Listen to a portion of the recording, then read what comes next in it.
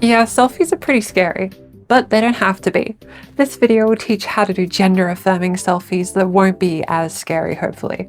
So when taking photos of yourself, I think the main thing to keep in mind is that cameras have a very distorted image of reality, right?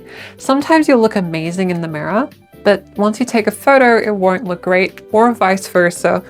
That's because, well, cameras distort reality a little bit, and I think that's worth understanding. Also know that most photos you see on the internet now have a filter in it. For example, when I record these videos, my camera by default has a filter. I don't know how to turn it off. So understand that a lot of photos online, especially nowadays, are what we would call not real. However, this guide will focus on stuff you can actually do with just a regular camera. We have the option to express gender in a way with the way we pose for photos, right? That's because gender, like in every aspect of life, is a thing we do, it's a thing we perform. As a result, that means that there's ways to appear more feminine or masculine from our body language, right? A surprisingly large amount of masculine photos on social media usually has them leaned against a wall or sitting on a bench and just looking to the side like this, not caring. The camera's not there, you don't need to perform for it. Whatever. The more you look like you don't care, the more stereotypically masculine the photo will be. I don't make the rules, that's just how gender roles have more or less crafted it. So for trans guys out there, I suggest giving that a go. It could be a cool edge for the photo. But for trans femmes that want to look more feminine, or just anyone that wants to look more feminine in their photos, stereotypically feminine photos, people are more attentive to the camera. We're smiling for the camera quite literally, whereas stereotypical masculine photos, you're not caring about the camera, you're not really bothered by it. That probably says something deeper about gender in general, but that's not the scope of this video now, is it? Now, a thing to keep in mind, if you stare at the camera like straight on, not ideal. Like, I think I look pretty nice, but staring straight on isn't as flattering for a photo. If I was taking a photo, I would actually tilt to the side a little bit, or this way. Well, for me, I would probably go this way because, like, for whatever reason, this side just looks a bit nicer on me. So simply just tilting your head just to the side a little bit, but still having eye contact as best you can to the camera is just surprisingly useful. Another thing you might notice, you might want to also tilt your head down a little.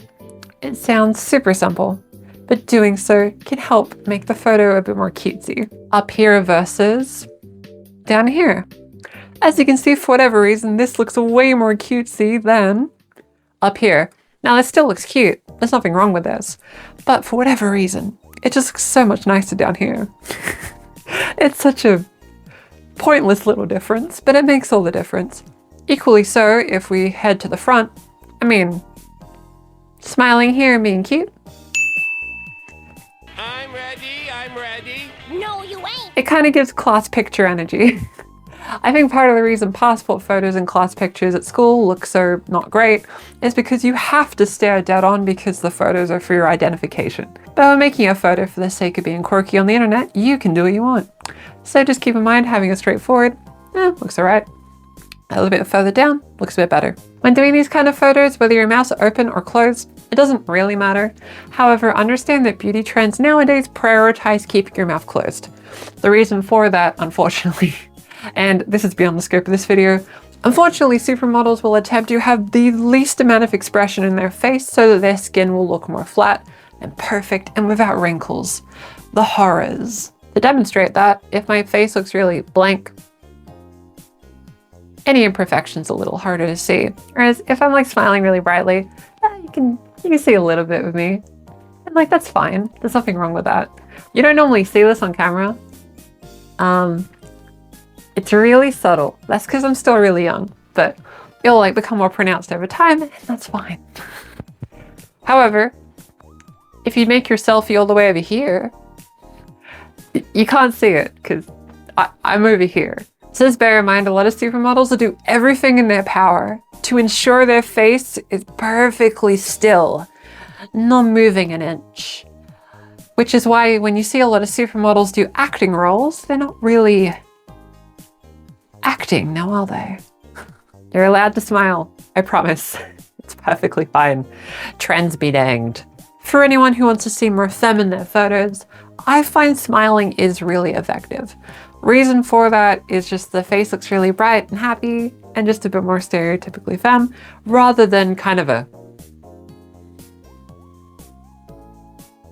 expression, right? Now, like, I understand I still look very femme. That's due to other factors. However, me doing like is a bit more stereotypically femme than me just doing. However, the difference is pretty subtle. For people trying to look more mask in their photos, I'd suggest like moving your head up just a little bit, like this kind of angle, this way, and just kind of look.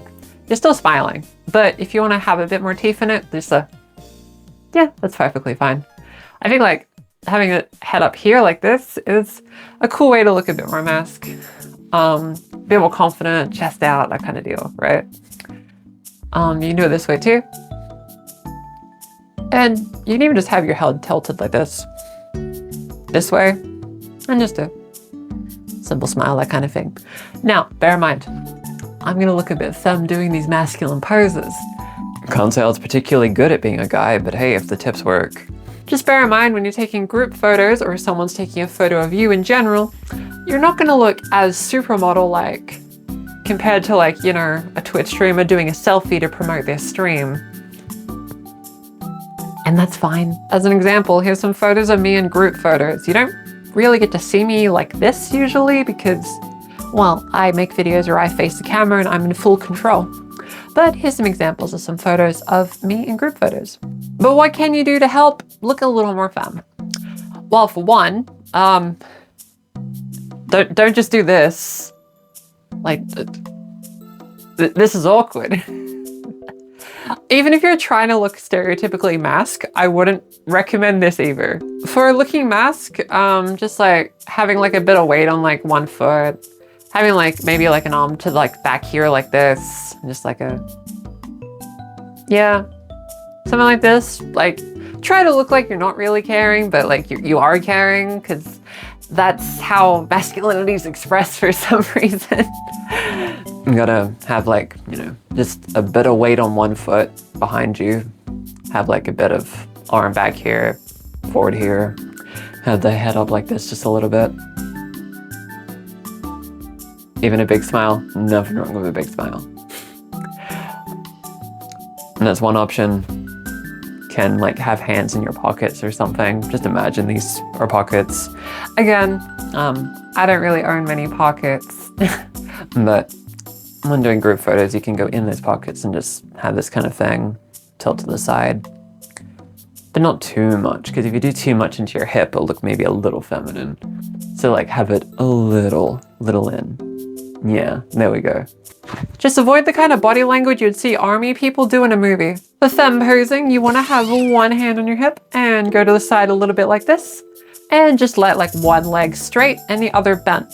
The bent leg's usually the one that this hand's on, but I guess you could do, now the other way would be a bit awkward. You probably want the foot on the same side as your arm bent and the other one straight, this one straight. With this arm curved, you also want the right leg to also be a bit bended so that you can like lean into it a little bit. Your left leg, you probably want to be as straight as I was when I first played Persona 3 Portable for the first time. Other options, you can like have like this hand here, grab this arm like this, and you can just kind of, and like before, you have one of your legs bent and one of them not bent. But lovely audience, if you want a bit more of a cutesy flair to it, allow me to introduce you to the hand on the other arm. A cutesy classic. It works. It's good. Another pose, you can have both hands together, right like this, and just let your shoulders relax. Don't let the body tense up too much. And just to the side. Yeah. Pretty cute. For both femme and masculine gender presentation, you don't really want to tense up your body too much. It's not particularly a mask or a femme. It just looks a little awkward.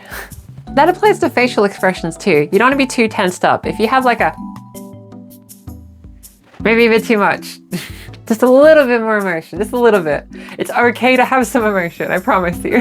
If If you're using this guide for either dating app photos or maybe a profile pic for social media, may I suggest, if you can, hold something from a hobby you have, such as like I play guitar, so holding a guitar would be pretty cool for a photo.